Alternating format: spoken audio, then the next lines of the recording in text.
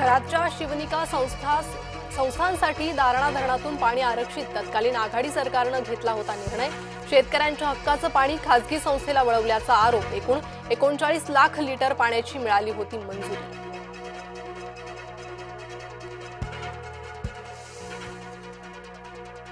राज्यातील सर्वाधिक अकार्यक्षम महिला आयोगाच्या अध्यक्षांचा राजीनामा, पण राजीनामा देताना त्यांचा माज उतरलेला नाही।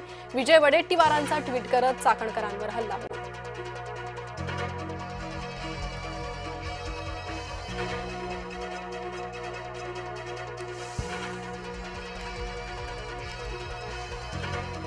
राज्यातील सर्वाधिक अकार्यक्षम महिला आयोगाच्या अध्यक्षांचा राजीनामा, पण राजीनामा देताना त्यांचा माज उतरलेला नाही। विजय वडेट्टीवारांचा ट्विट करत चाकणकरांवर हल्लाबोल।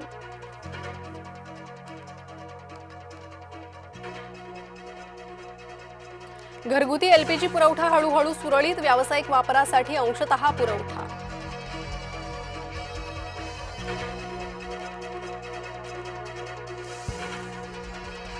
एनआरसीच्या निमित्तानं नागरिकत्व काढून घेण्याचा कट, ममता बॅनर्जींचा केंद्र सरकारवर गंभीर आरोप।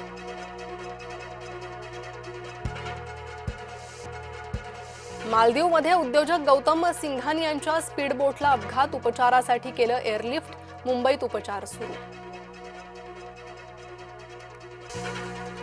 मुंबईकरांचा लाडका वडापाव महागला, दुप्पट वाढ, वडापाव आता 15 रुपयांवरून 30 रुपयांवर।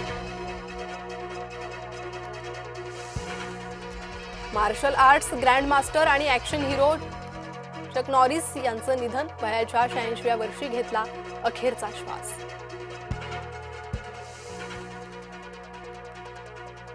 ऑस्ट्रेलियाचं त्रिकूट सुरुवातीच्या सामन्यांना मुकणार, आयपीएलच्या नव्या हंगामापूर्वीच फ्रँचायझींना धक्का।